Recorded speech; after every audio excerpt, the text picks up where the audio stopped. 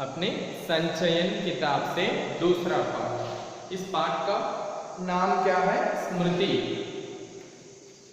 दूसरा पाठ स्मृति। स्मृति का अर्थ क्या है? स्मृति तो रिमेम्बरेंस और उनका फ्लैशबैक ऐसा एक्सेट्रा कह सकते हैं, तो उनका जो चाइल्डहुड में इंसिडेंट होता है उसके बारे में।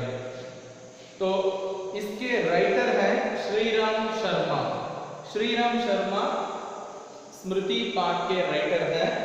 तो एक पहले इसका एक छोटा सा एक इंट्रोडक्शन देंगे। तो ये राइटर श्रीराम शर्मा है ना, उनका एक फ्लैशबैक यानी उनका चाइल्डहुड का मेमोरी जो रिमेम्बरेंस है उसे इस पाठ के बारे में ये जो भी ये स्टोरी है ये उनका ओन स्टोरी है। उनके चाइल्डहुड में जो इंसिडेंट हुआ था उसका स्टोरी यहाँ पे दिया है एज अ स्मृति। ठीक है, ये तो एक बहुत शरारती यानी नाटी ये स्टोरी में। तो in this story we can see naughtiness of the children of the small boy, और उनके ब्रेवनेस देख सकते हैं, और उनका जो भी वो डिसीजन मेकिंग है चाइल्डहुड में, जो भी उनका डिसीजन डिसाइड करते हैं तो वो कितना रिस्क लेते हैं और क्या क्या छोटे छोटे नॉटीनेस वे करते हैं, वो सभी इस स्टोरी में उपलब्ध है यानी अवेलेबल है। तो अब देखते हैं सन 1908, यह तो 1908 1908 की बात है। तो मोर देन 100 इयर्स की पुरानी स्टोरी है, more than 100 years old story is this. तो दिसंबर का आखिर या जनवरी का प्रारंभ होगा। तो दिसंबर एंड जनवरी, तो you know very well about this month. तो ये मंथ में क्लाइमेट कैसा होता है? विंटर सीजन होता है, बहुत चिलनेस होता है। तो यहाँ पे मैं ये लेसन में से जो भी इंपॉर्टेंट वोकैबुलरीज है उसे आई रोट हियर, इसे अपने बुक में अंडरलाइन कर लेना। अंडरलाइन करने के बाद उसका मीनिंग लिख लेना, otherwise you can write this vocabularies in your rough note. तो लेसन का टाइटल लिख के उसमें तुम क्या कर सकते हैं, उसका जो भी वोकैबुलरीज है वोकैबुलरीज लिख लेंगे तो वो बहुत यूजफुल होगा कि when you read this story that will be very helpful to you. Okay, तो अब देखते हैं जनवरी का प्रारंभ होगा। Maybe that was the December end और स्टार्टिंग ऑफ जनवरी। चिल्ला जाड़ा पड़ रहा था। चिल्ला, चिल्ला मीन्स चिल्ला तो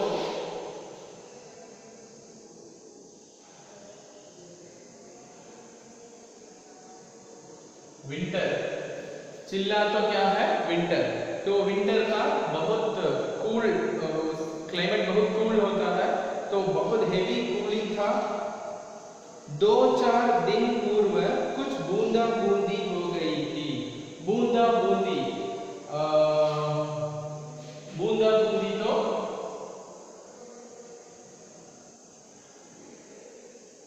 ड्रिजलिंग। ड्रिजलिंग क्या है? तो रेन का जो छोटा सा ड्रिजल होता है ना वो। तो बूंदा बूंदी हो गई थी, इसलिए शीत की भयंकरता और भी बढ़ गई थी।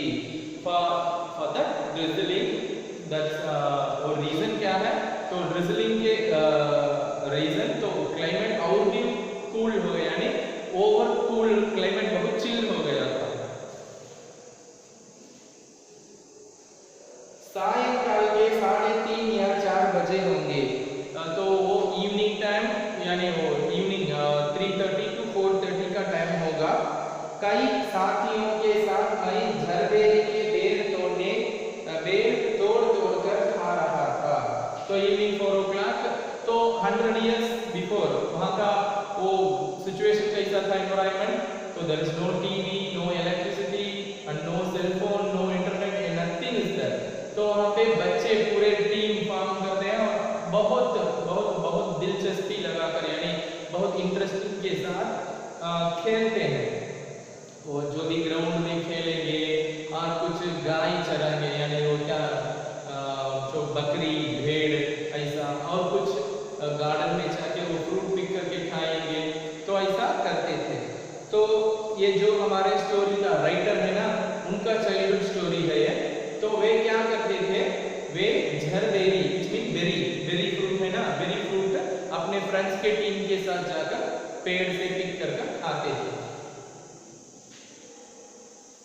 गांव के पास से एक आदमी ने जोर से पुकारा कि तुम्हारे भाई बुला रहे हैं, शीघ्र ही घर लौट आओ।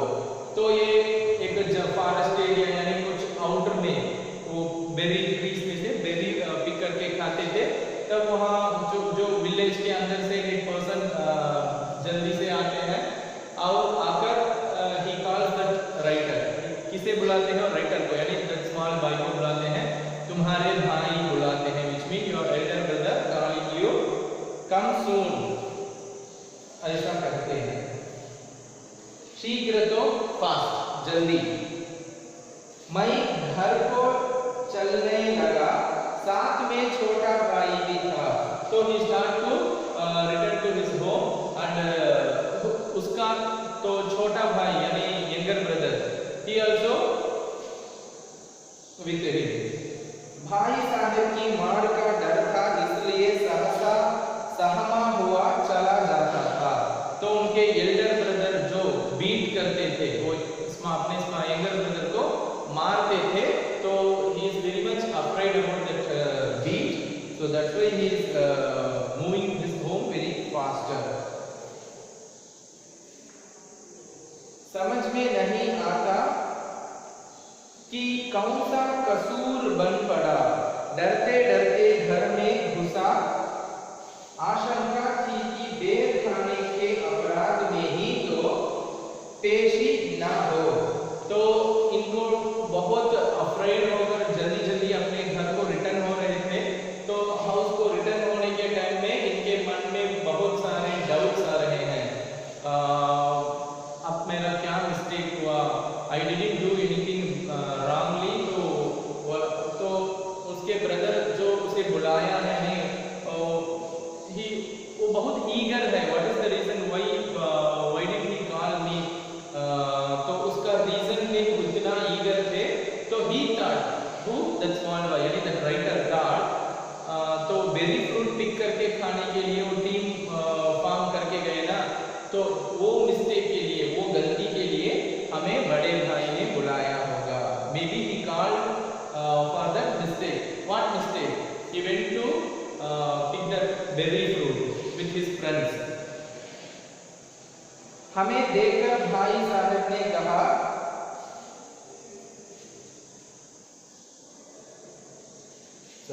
पर आंगन में भाई साहब को पत्र लिखते पाया। बट तो इसे बहुत सारे जो इसके अंदर जो थॉट्स आ रहे थे, तो he reached his home, but उसके घर के सामने in front of his home, तो उसका एल्डर ब्रदर क्या कर रहे थे? एक लेटर लिख रहे थे। अब पिटने का भय दूर हुआ, हमें देखकर भाई साहब ने कहा, इन पत्रों को ले जाकर मक्खनपुर डाक खाने में डाल आओ। तो now he feel little better because our elder brother he doesn't call us to beat. Why did, तो उन्होंने क्यों बुलाया? वो लेटर पोस्ट करने के लिए। एल्डर ब्रदर सेज इन पत्रों को ले जाकर take this letter and post it on Makhanpur post office. Makhanpur means nearly एक विलेज। तेजी से जाना जिससे शाम की डाक में चिट्ठियां निकल जाएं। गो फास्ट। तो लेटर्स है ना, पोस्ट में इवनिंग जो कलेक्ट करेंगे लेटर्स को पोस्ट बॉक्स में से कलेक्ट करेंगे, तो इवनिंग वो 4 o'clock 5 o'clock ऐसा कलेक्ट करेंगे। Before that time you have to post this letter, then only it will reach tomorrow. ये बड़ी जरूरी है, this is very important letter, like it say. जाड़े के दिन थे ही, तिस पर हवा के प्रकोप से कपकपी लग रही थी। तो जाड़ के तो विंटर सीजन था, हेवी कूलिंग भी था, बहुत टू मच कूलिंग था। तो इसलिए अपने टीथ क्या करेंगे, शिवर होते हैं ना, पूरा बॉडी शिवर होता है। हवा के प्रकोप से कपकपी लग रही थी। हवा मज्जा तक ठिठुरा रही थी। मज्जा तो क्या है, जो बोन के अंदर होता है, बोन मैरो कहते हैं ना, तो वहां तक वो कूलिंगनेस क्या होता है, वो बोन ब्रेकिंग कूलिंग, तो उतना चिल क्लाइमेट था।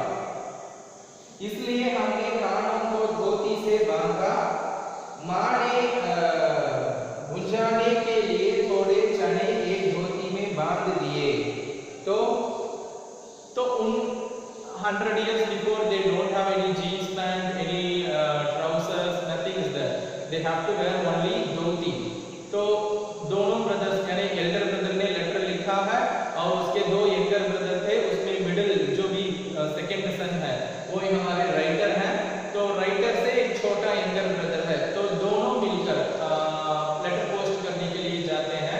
जाने के समय दोनों ब्रदर्स को भी वो धोती यानी उसे तमिल में वेष्टी कहते हैं ना, वेष्टी बांध कर जाते थे और वो कूलिंग में से सेफ गार्ड होने के लिए वो चिलनेस से कान को जो कैसे कहते हैं टर्बन कहते हैं ना, टर्बन जैसा दो धोती से टर्बन बांध लिया।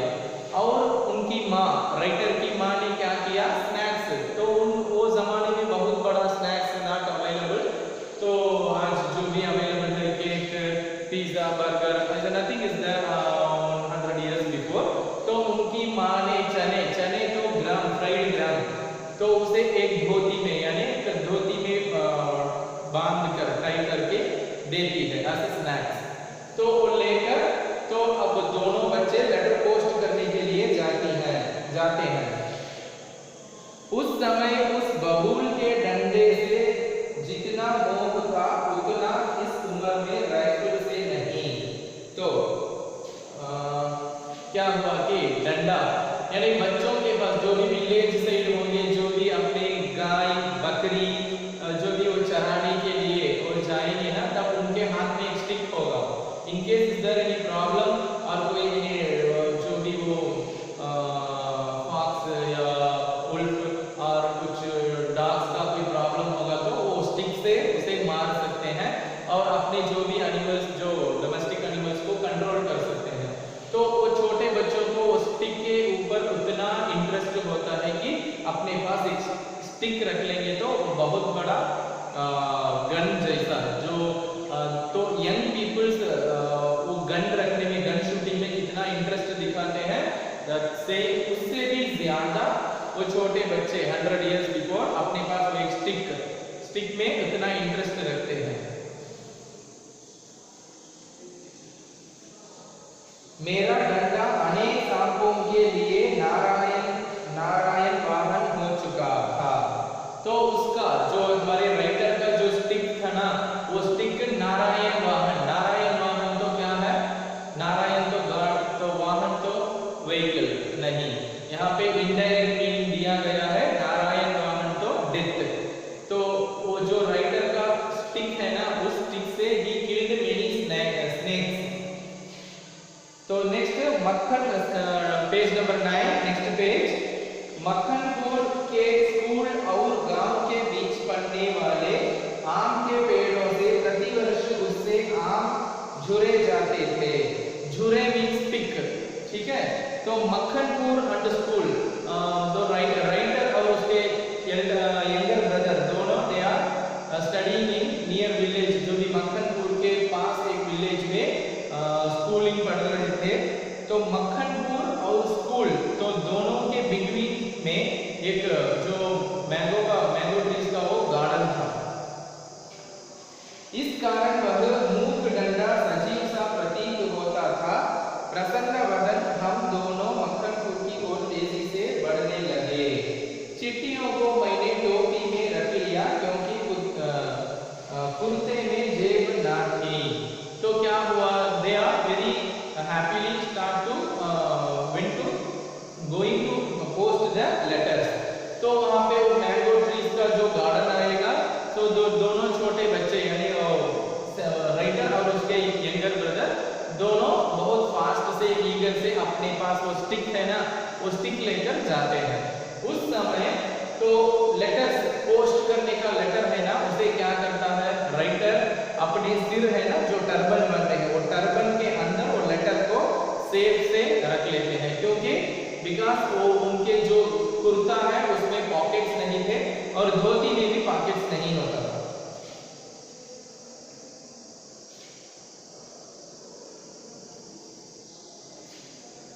हम दोनों उछलते कूदते एक ही सांस में गांव से 4 फरलांग दूर उस कुएं के पास आ गए।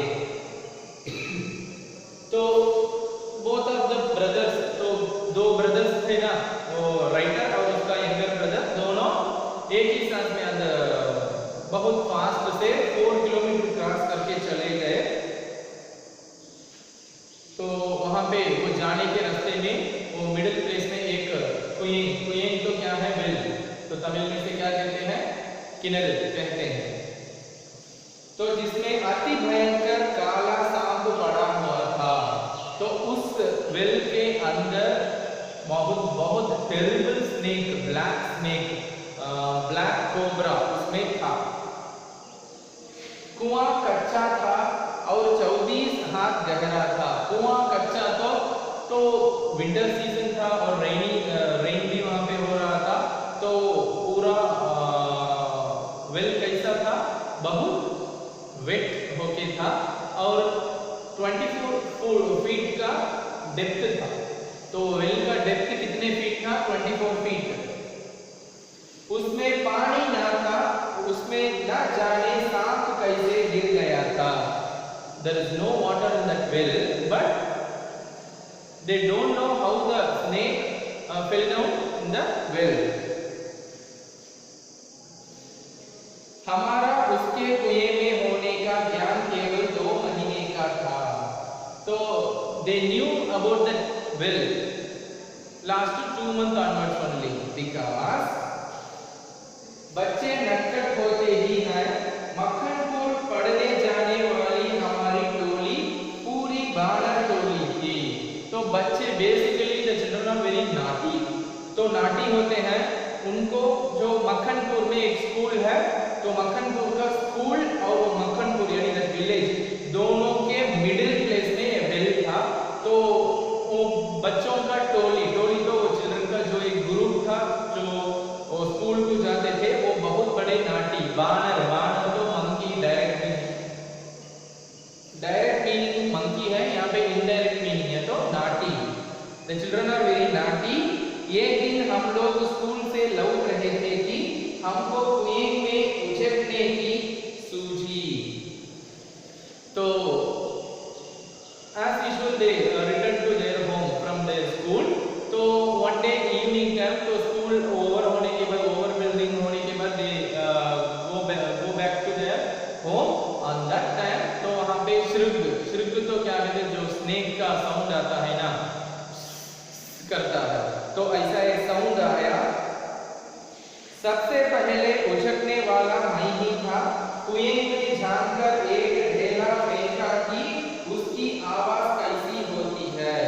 तो वो साउंड से ही recognized that sound, it was a snake. So he threw one stone on that inside the well. उसके सुनने के बाद अपनी बोली की प्रतिध्वनि सुनने की इच्छा थी, पर कुएं में ज्यों ही ढेली गिरा त्यों ही एक पुकार सुनाई पड़ी। तो एम्प्टी वेल के अंदर जो भी हम वॉइस हमारा जाएगा, if you shout that empty well means, तो वो एको आएगा ना, वो सुनने के लिए वो बच्चे बहुत इंटरेस्ट से थे। तो when he throw the stone, तो वहां से वो एको नहीं आया। इंस्टेड ऑफ दैट, तो स्नेक का वो हुश ऐसा एक साउंड आता है। तो स्नेक साउंड आता है, स्नेक का साउंड आता है।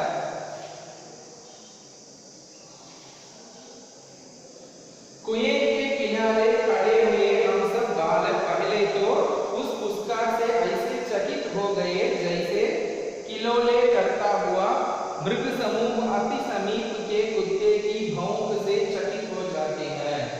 तो जो स्नेक का sound, when they are hear about that sound, that snake का साउंड हियर करने के बाद दे थॉट, जो एग्जांपल देते हैं मृग समूह तो क्या है, डीर्स का ग्रुप ऑफ डीर्स। तो ग्रुप ऑफ डीर्स के पास एक कुत्ता जाकर भौंक तो बार्किंग करने से, वो तो बहुत सेंसिटिव और बहुत सॉफ्ट एनिमल है, तो क्या करता है, वो शार्प होकर दौड़ जाता है। The same way the children are get shocked because they hear that one big snake's sound. उसके उपरांत सभी ने उछल उछलकर एक ढेला फेंका और कुएं से आने वाली क्रोधपूर्ण फुसकार पर कह लगाए। तो बच्चों का एक नेचर है, हैबिट है कि वंस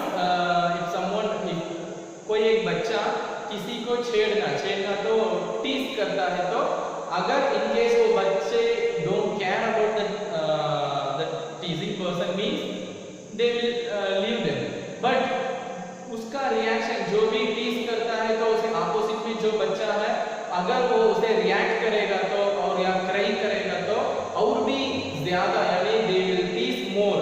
तो सेम वे तो स्नेक का हुस साउंड आते ही क्या करते हैं वो टीम के पूरे बच्चे एक एक स्टोन उठाकर वेल के अंदर डालते हैं। क्रोधपूर्ण फुसकार यानी वो एंग्री भरी वो फुसकार, स्नेक का साउंड आता है ना हुस, वो बहुत एंग्री के साथ आता है। गांव से मक्खनपुर जाते और मक्खनपुर से लौटते समय प्रायः प्रतिदिन ही कुएं में ढेले डाले जाते थे। तो ये वो बच्चों का यानी राइटर और उनके टीम फ्रेंड्स थे ना, उनका डेली एक्टिविटी हो गया when they are returning their home. तो रिटर्न होने के समय में ऑन द वे में क्या होता है वो एम्प्टी बिल होता है, उसके अंदर वो ब्लैक कोबरा यानी ब्लैक स्नेक होता है, उसके उस वेल के अंदर एक स्टोन फेंकते हैं। ये तो उनका रूटीन एक्टिविटी हो गया।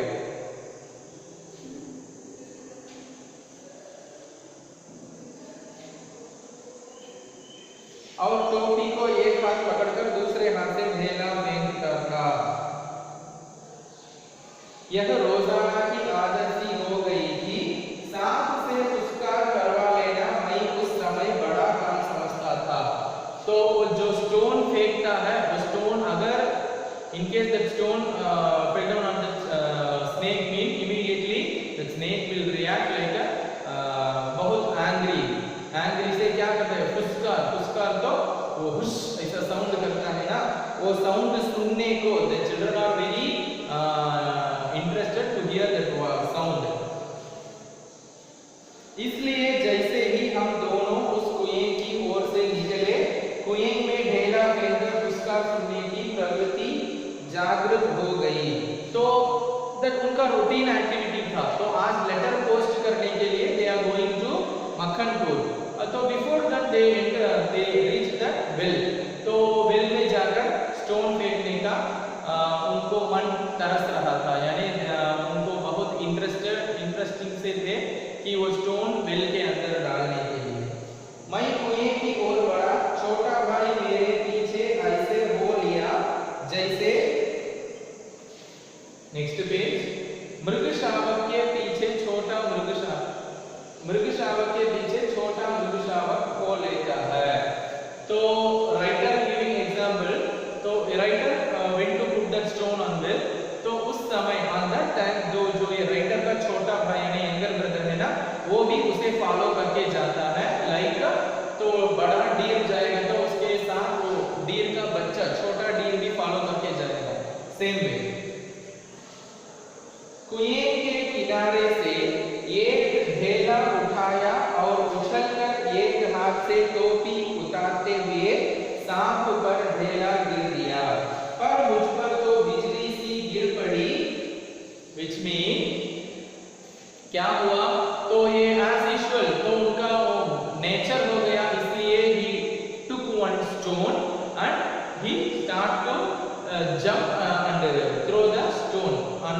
वो कहां पे, वो वेल में डालता है उस स्नेक को बीट करने के लिए। तो ही ट्राइड बट उसे क्या कहते हैं, but lightning fell on me, which mean तो बिजली तो लाइटनिंग तो मिनल। तो जो जंप करके वो बावड़ी के अंदर यानी वो कुएं के अंदर, कुएं को क्या कहते हैं वेल के अंदर ऐसा जंप करके स्टोन फेंकता है। ऑन दैट टाइम तो उसके कैप के अंदर लेटर्स को सेफ्टी से रखा था ना, तो कैप निकलकर पूरे लेटर्स वेल के अंदर fell down in the well. तो लेटर्स क्या हुआ,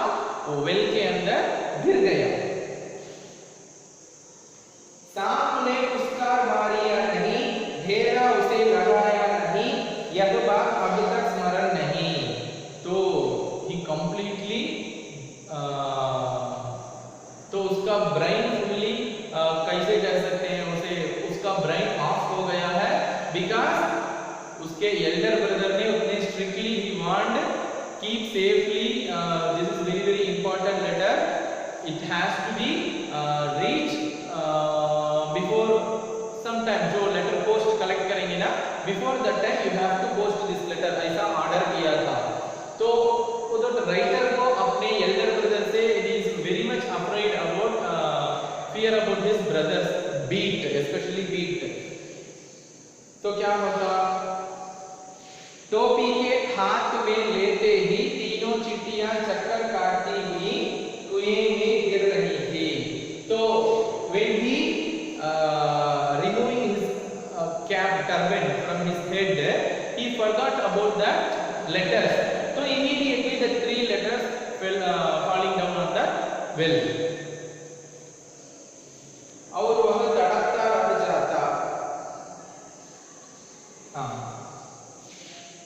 अकस्मात जैसे घास चरते हुए हिरन की आत्मा गोली से हत होने पर निकल जाती है और वह तड़पता रह जाता, उसी भांति वे चिट्टियां क्या टोपी के से निकल गई, मेरी तो जान निकल गई।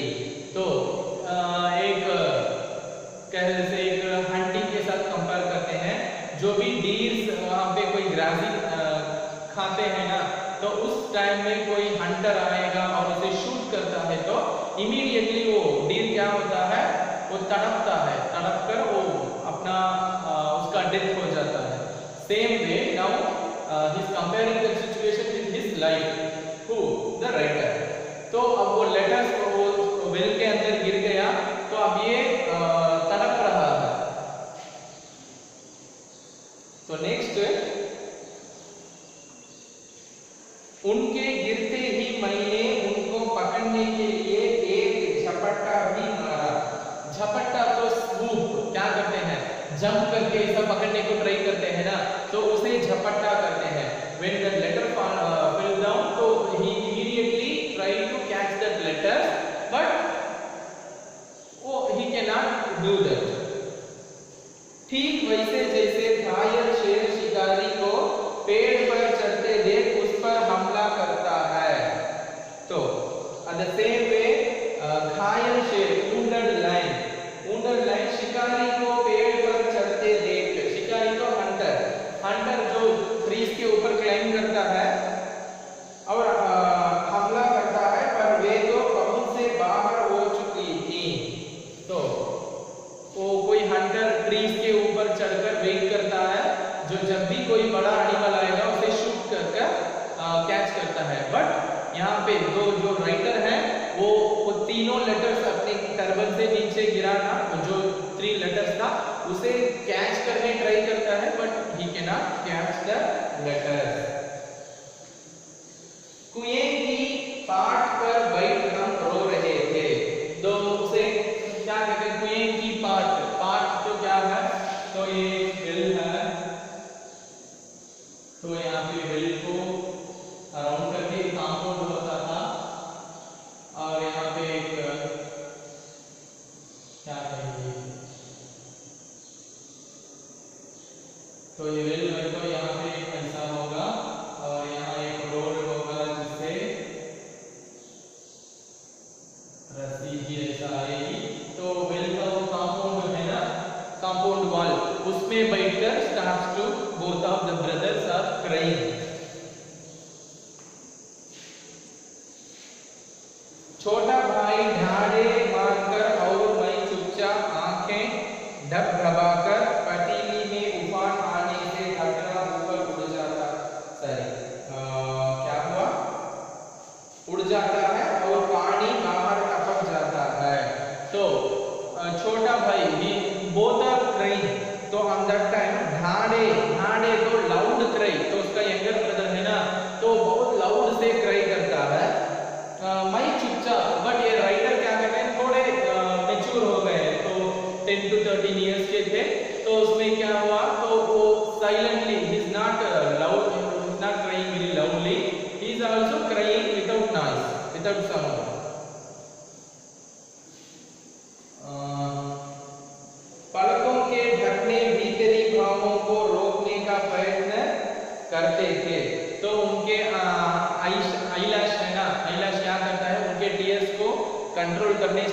करने ट्राई करता है, but it can not control his tears. पर कपोलों पर आंसू ढुलक ही जाते थे। कपोलों तो चीक में वो आइस के टीयर्स, जो आइस में से टीयर्स आते थे।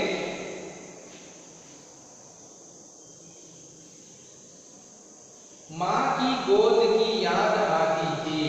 So both of them are remembering their mother's lap. तो छोटे बच्चे कोई प्रॉब्लम और कोई जो चोट यानी वुंड होगा तो इमीडिएटली तो कहाँ जाएंगे बच्चे? अपने माम को ढूंढकर जाएंगे और माम क्या करेंगे? मदर वो बच्चों को अपने लैप में रख लेंगे, लैप में रख के उनको प्यार देंगे, यानी उनको मोटिवेट करे, जैसा कोई प्रॉब्लम नहीं, no problem, it will be alright, ऐसा कुछ बताएंगे ना, तो ऐसा रिमेम्बर होते हैं, अपने मदर का रिमेम्बरेंस करते हैं। जी चाहता था कि माँ आकर छाती से लगा ले और लाड प्यार करके कह दे कि कोई बात नहीं, चिट्ठियां फिर लिख ली जाएंगी। तो they both of the brothers किसे रिमेम्बर करते हैं? अपनी मदर का रिमेम्बर करते हैं। इन केस मदर आएंगी और अपने दोनों बच्चों को हग करके शी विल, तो उनका इमेजिनेशन था, mother will come and she will tell us no problem, no issue, you don't want to get sad because again we will write the letter, no problem, you don't want to get upset। ऐसा उनका mind यानी उनका मन चाहता था, यानी they are expecting this motherhood from this critical situation।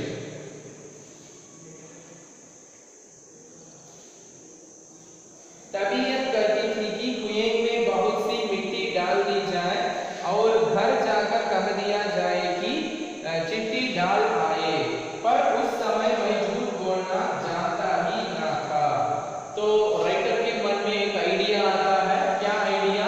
तो जो लेटर्स फिल्ड, तो ये थोड़ा मड उठाकर अंदर डालकर लेटर को पूरा क्लोज करके अपने घर में यानी उसके ब्रदर के पास, I posted that letter like that he thought to say telling a lie, तो उनके ब्रदर से लाई करने को चाहता था, but he doesn't know about how to tell that lie on that age. तो 100 इयर्स के पहले बच्चे बहुत इनोसेंट होते थे, बट आज के nowadays children are very talented comparing to elders, they are very smart, they can manage any situation at तो कोई भी थोड़ा सा भी पैनिक नहीं होते, they can handle any critical situation without fear। झूठ बोलकर चिट्ठियों को पहुंचने की जिम्मेदारी, तो ये क्या हुआ कि झूठ बोलना जानता ही नहीं, he doesn't know how to lie, who और राइटर। घर लौटकर सच बोलने पर रुई की तरह धुनाई होती। तो कॉटन, जो वो कॉटन प्लांट में से उसे कलेक्ट करते हैं, उसके बाद उसे स्टिक में मारकर उसे बहुत सॉफ्ट करेंगे। तो in case if I say the truth in my home mean our brother will beat like that, वो कॉटन को सॉफ्ट करने के लिए स्टिक से मारते हैं ना, इतना बीट होगा, तो उसे भी रिमेम्बर करते हैं। मार के ख्याल से शरीर ही नहीं मन भी कांप जाता है। तो कांप तो क्या है? ट्रम्बल तो ऐसा कहते हैं ना, तो उसे क्या कहते हैं? कांप कहते हैं। तो उसके एल्डर ब्रदर के बीट को रिमेम्बर करने से मन ट्रम्बल होता है। सच बोलकर पिटने के भावी भय और झूठ बोलकर चिट्ठियों के ना पहुंचाने की जिम्मेदारी का बोझ ना दबा मैं बैठा सिसक रहा था। तो he is very confused. He cannot say the truth and he is not ready to get the beat. At the same time, he cannot he is not ready to lie his brother. So that will make very big depression to him. He thought like that. इस सोच विचार में 15 minute होने को आए। तो इस thought thinking में 15 दो देर हो रही थी और उधर दिन का बुढ़ापा बढ़ता जाता था। दिन का बुढ़ापा यानी आफ्टरनून टाइम होकर इवनिंग वेरी नियर टाइम हो गया, यानी they are more very near to the evening time, यानी नाइट होने वाला था। कहीं भाग जाने को तबीयत करती थी, पर पिटने का भय और जिम्मेदारी की दुधारी कलेजे पर फिर रही थी। तो उसे मन तो इतना पैनिक है, तो he is not ready to say the truth and also at the same time is not ready to get that heat. तो वो बहुत ही is very afraid. Page number 12 next, दृढ़ संकल्प से दुविधा को बेड़ियां कट जाती हैं। दुविधा की बेड़ियां यानी दृढ़ संकल्प यानी strong decision. If you are in strong decision you can definitely you can reach your goal। तो यहाँ पे दृढ़ संकल्प से दुविधा की बेड़ियां कट जाती हैं। तो दुविधा तो डाउट, तो क्या करता है और राइटर तो हमारा स्ट्रांग डिसीजन लेता है, उससे जो डाउट सब ब्रेक होता है। बेड़ियां फेटर्स, मेरी दुविधा भी दूर हो गई। तो उसका जो भी प्रॉब्लम यानी उसका डाउट था वो क्लियर हो गया। कुएं में घुसकर चिट्ठियों को निकालने का निश्चय किया। He decided to get inside the to collect his letters going to any। तो उसका जो वेल के अंदर है, इनसाइड द वेल जो फॉलिंग लेटर्स है ना, उसे कलेक्ट करने को डिसाइड करता है। कितना भयंकर निर्णय था, it's a very terrible decision. पर जो मरने को तैयार हो उसे क्या। But in this situation he is ready to die at any cost। he want that letters because he is not ready to get beat from his elder brother। मूर्खता अथवा बुद्धिमत्ता से किसी काम को करने के लिए कोई मौत का मार्ग ही स्वीकार कर ले, और वह भी जानबूझकर, तो फिर वह अकेला संसार से भिड़ने को तैयार हो जाता है। तो a person is ready to take that much risk, तो उसमें अब उसका लाइफ को यानी डेथ होने का भी पॉसिबिलिटीज है, but he is ready to take that much very big risk. तो उसके इन फ्रंट ऑफ हिम तो पूरा वर्ल्ड को वो फेस करने के लिए मेंटली प्रिपेयर हो जाता है। बट ही उतना स्ट्रांग डिसीजन लेने से उसके माइंड उतना क्लियर होता है, because he need the letters.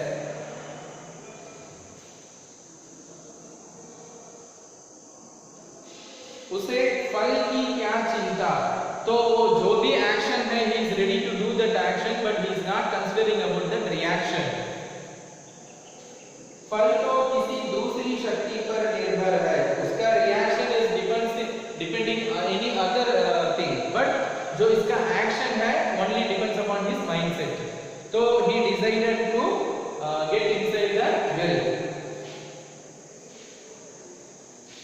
और वह भी उसे फल की क्या चिंता। फल तो किसी दूसरी शक्ति पर निर्भर है। उस समय चिट्ठियां निकालने के लिए मैं विषधर से भिड़ने को तैयार हो गया। On that time the writer is ready to clash, यानी वो ready to face that poisonous snake। तो क्यों? क्योंकि he need that letter, that's why he is ready to get inside on the well। तो वेल के अंदर जाने को रेडी होता है, और वो पॉइजनस स्नेक को फेस करने ही रेडी होता है। पासा फेंक दिया था, मौत का आलिंगन हो अथवा सांप से बचकर दूसरा जन्म, इसकी कोई चिंता ना थी।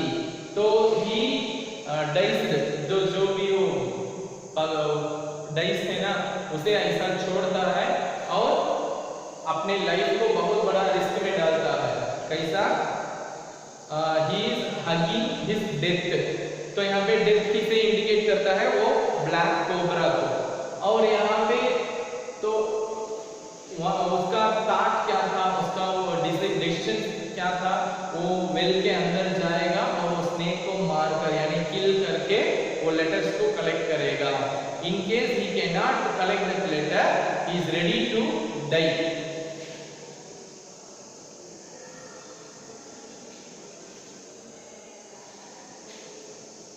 पर विश्वास यह था कि डंडे से सांप को पहले मार दूंगा, तब फिर चिट्ठियां उठा लूंगा. तो मौत का आलिंगन अथवा सांप से बचकर दूसरा जन्म, इसका कोई चिंता न थी. पर विश्वास यह था कि डंडे से सांप को पहले मार दूंगा, तब फिर चिट्ठियां उठा लूंगा. बस इसी दृढ़ विश्वास के बूते पर मैंने कुएं में घुसने की ठानी. तो उसका प्लानिंग क्या था, उसके पास एक स्टिक है, तो स्टिक ले लेगा और स्टिक के साथ वो वेल के इनसाइड जाएगा. तो वेल के अंदर जाने के बाद यानी कुएं के अंदर जाने के बाद he will kill the snake. तो किसे यूज करके, उसका जो स्टिक है उसे यूज करके वो स्नेक को किल करेगा. After killing the snake he will collect his letter. वो लेटर कलेक्ट करने के बाद ऊपर आ जाएगा. टोटली हाउ मेनी फीट वो वेल का डेप्थ कितना था, 24 फीट. छोटा भाई रोता था और उसके रोने का तात्पर्य था कि मेरी मौत मुझे नीचे बुला रही है. तो उसका यंगर ब्रदर इज ऑलवेज, वो तो अभी तक स्टिल ही इज क्राइंग. तो राइटर के माइंड में क्या आता है, my death calling me inside the well, because he is going to inside the well. तो उसे माइंड वाइज क्या बोलता है, मेरा मौत मुझे नीचे बुलाती है, यानी my death calling me from where, वो वेल के अंदर जो स्नेक है उसे. यद्यपि वह शब्दों से ना कहता था, वास्तव में मौत सजीव और नग्न रूप में कुएं में बैठी थी. वास्तव मीन्स एक्चुअली, वो he is not telling simply but he mean it. तो क्या करता है, he decided to get inside that well. तो क्या करता है, he is ready to face the snake. नग्न तो नैक्ड, तो स्नेक कोई ड्रेस वेयर नहीं करता. छोटा भाई भी नंगा हुआ कुएं में बैठी थी, पर उस नग्न मौत से मुठभेड़ के लिए मुझे भी नग्न होना पड़ा. तो if they want to clash with that snake mean they, वो snake कैसा था, snake को कोई ड्रेस वेयर नहीं किया. सेम वे तो दोनों ब्रदर्स थे ना, they have to get inside the well means they doesn't have any, उनके पास कोई क्या नहीं था, they don't have any rope. तो क्या हुआ, तो दोनों brothers they are wearing one dhoti and they both brother tying the turban. That also tied with, वो क्या करते हैं टर्बन जैसा, वो भी धोती था. तो टोटली 4 धोतीस था और अनदर वन तो जो स्नैक्स टाई करके एक धोती में दिया. Totally how many dhotis are there, totally 5 dhotis. तो 5 धोती को और जो भी वहां नियर प्लेस में जो रोप था पूरे को बुलाकर एक लंबा सा रोप जैसा तैयार करते हैं.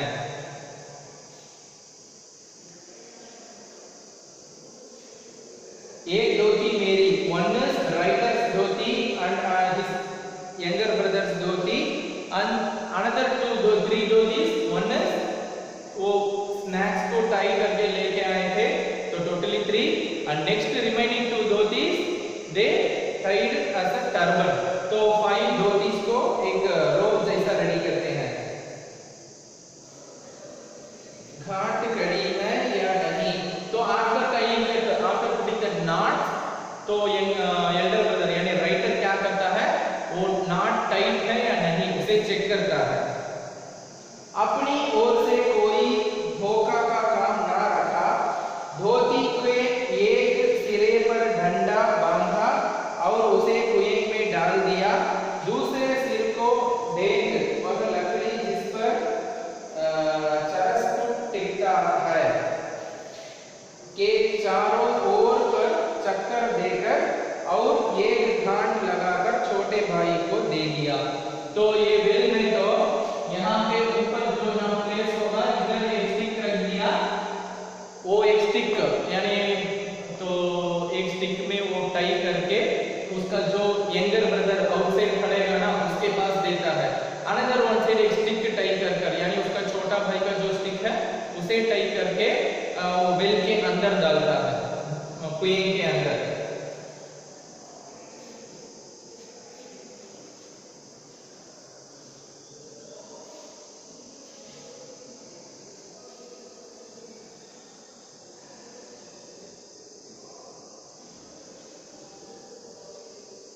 छोटा भाई केवल 8 वर्ष का था, इसलिए धोती को डेंग से कड़ी करके बांध दिया और तब उसे खूब मजबूती से पकड़ने के लिए कहा।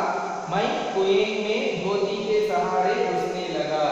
तो उसका यंगर ब्रदर, राइटर का younger brother only 8 years old, तो उसने क्या किया, जो वेल का कंपाउंड वहां पे जो तून जैसा रहेगा ना उसमें उसके सपोर्ट में टाई करता है और he told his brother hold this carefully and tightly, ऐसा कहकर और जो उसका धोती को पकड़कर उसे उसके सपोर्ट में वेल के इनसाइड जाता है।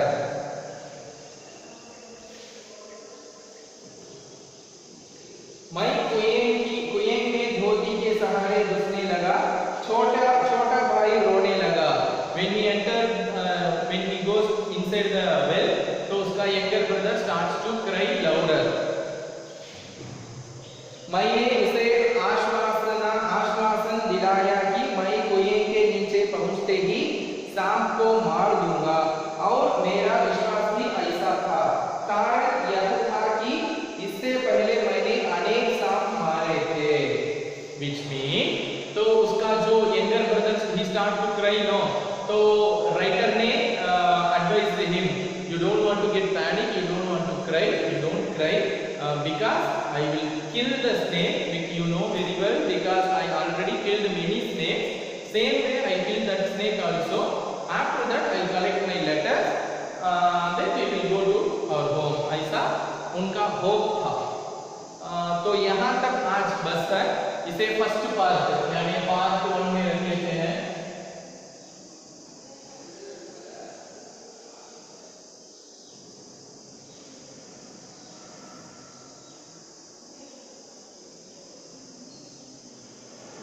पार्ट 2 नेक्स्ट क्लास में, क्योंकि यहाँ पे वोकैबुलरीज लिखने को स्पेस इनफ नहीं है, तो अगले क्लास में रिमाइनिंग लेसन को देखते हैं।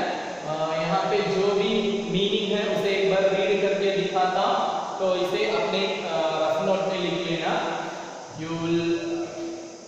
This will be very useful to understand the story. प्रारंभ स्टार्टिंग, चिल्ला विंटर, बूंदा बूंदी ड्रिजलिंग, शीत विंटर, झरबेरी बेरीज, मार्क, इसका मार्क को 2 मीनिंग है, one is beat, another one is kill. सहमा अफ्राइड, कसूर मिस्टेक, आशंका डाउट और फियर, तो दोनों मीनिंग है, इसे 2 मीनिंग है। अपराध मिस्टेक, पेशी कार्ड, पिटने टू गेट बीट, डाकू पोस्ट, डाकू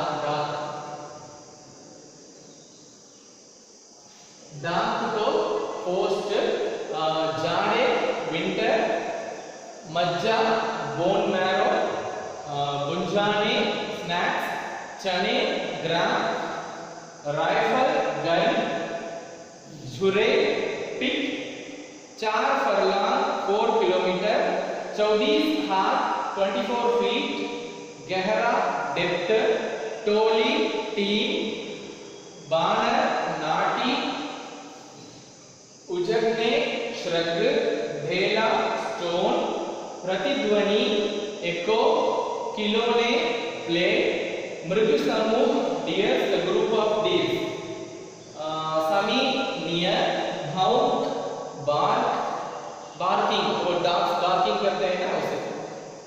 प्रवृत्ति हैबिट और नेचर, मृग शवक यानी बेबी डीर, झपट्टा swoop, हमला अटैक, घबराहट नर्वस, धाड़े लाउड क्राई, पतीली पॉट, उफान बूम, ढकना लिड, उद्वेग, उद्वेग तो सैडनेस, गोद लैप, कपलों, कपलों को चीक, झूठ लाई, कांप ट्रम्बल, दृढ़ स्ट्रांग, संकल्प डिसीजन, दुविधा डाउट, बेड़ियां फेटर्स, स्वीकार एक्सेप्ट, जानबूझकर इंटेंशनल, भिड़ने कोलिग, विषधर पॉइजनस, पासा डाइस, नग्न नैक्ड, मुठभेड़ क्लैश, कड़ी स्ट्रांग, आश्वासन होप, सजीव अलाइव, बूते पावर, आलिंगन हग। ठीक है बच्चों, इसे अच्छी तरह से अंडरस्टैंड कर लेना। ये स्टोरी बहुत इंटरेस्टिंग स्टोरी है, थोड़ी बड़ी स्टोरी है। तो एक जो अपने राइटर के लाइफ में जो इंसिडेंट हुआ था उसे उन्होंने यहाँ पे दिलचस्पी के साथ यानी बहुत इंटरेस्टिंगली उसे यहाँ पे प्रेजेंट किया है। इसे पढ़ेंगे और ये मीनिंग वोकैबुलरी के साथ अंडरस्टैंड करके पढ़ेंगे तो बहुत मजेदार स्टोरी है। रिमाइंडिंग